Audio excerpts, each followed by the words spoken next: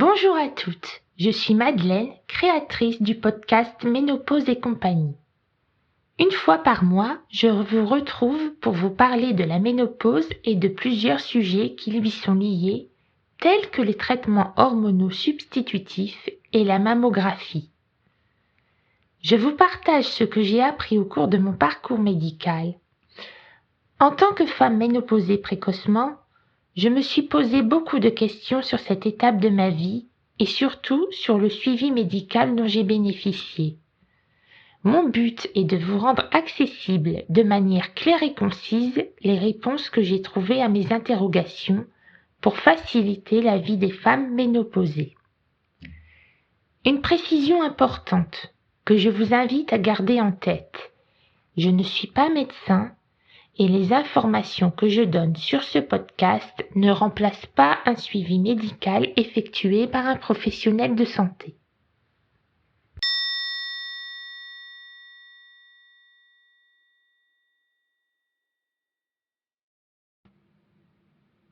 Chères auditrices, dans l'épisode d'aujourd'hui, je vais vous parler de la mammographie.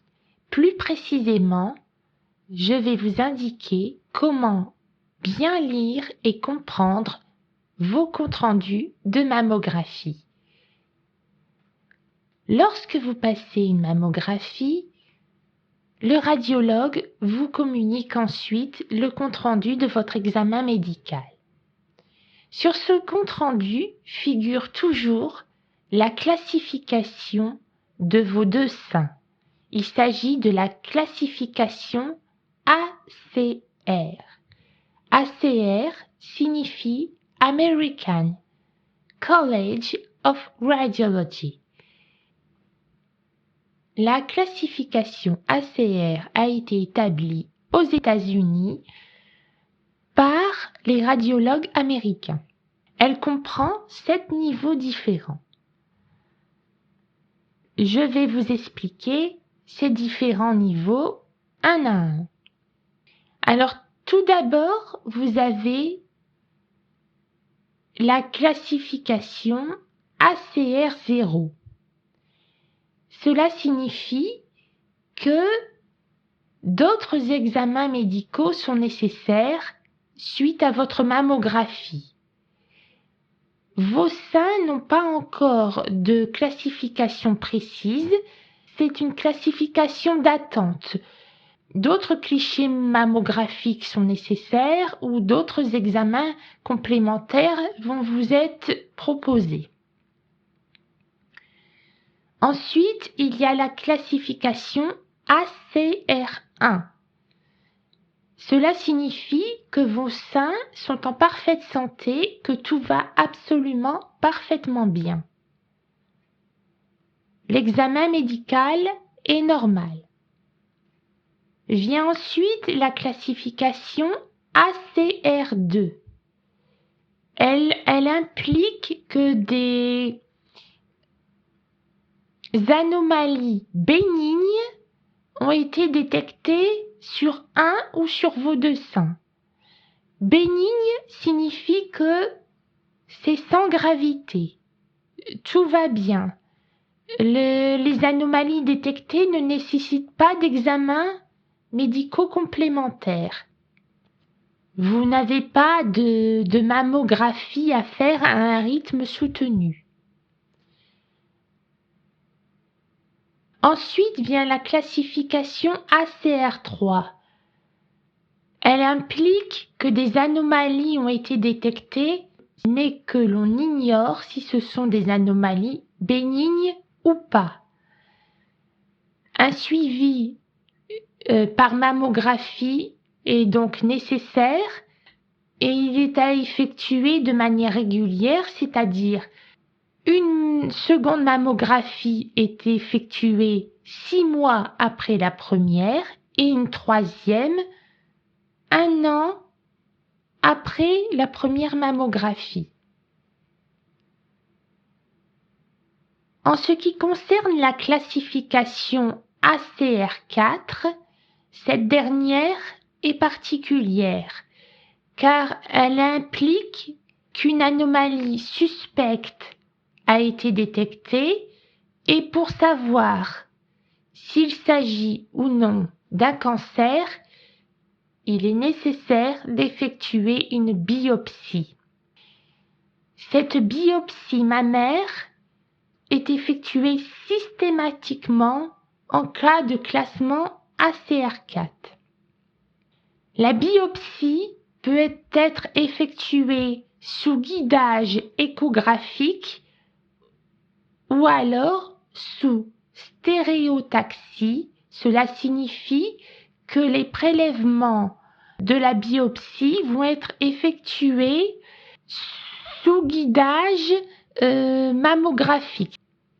La classification ACR4 ne signifie pas systématiquement l'existence d'un cancer. On ne sait pas de quoi il s'agit exactement avant de faire la biopsie. La classification ACR5, en revanche, est utilisée lorsqu'on est en présence d'une anomalie extrêmement suspecte et qui présente des signes très sérieux en faveur d'un cancer. La dernière classification est la classification ACR6. Elle est utilisée lorsque l'existence d'un cancer du sein a été confirmée par les résultats d'une biopsie mammaire. Avec cette classification ACR6, on est sûr qu'on est en présence d'un cancer du sein. Cette classification ACR est utilisée au niveau international et vous pouvez la retrouver non seulement sur les comptes rendus de vos mammographies, mais aussi sur les comptes rendus de vos échographies mammaires. Donc, lorsque vous avez vos résultats d'examen de mammographie ou d'échographie mammaire, prenez bien soin de lire la classification qui vous est donnée et demandez à votre radiologue toutes les précisions dont vous avez besoin en ce qui concerne vos résultats d'examen. Dans les notes de l'épisode, je vous indiquerai un lien d'un site internet où vous trouverez plus d'informations sur la classification ACR et je vous donnerai également d'autres précisions sur la lecture d'un compte-rendu de mammographie dans un prochain épisode dans lequel je vous expliquerai toutes les indications qui sont données en ce qui concerne la densité mammaire. Je vous remercie pour votre écoute et je vous dis au mois prochain.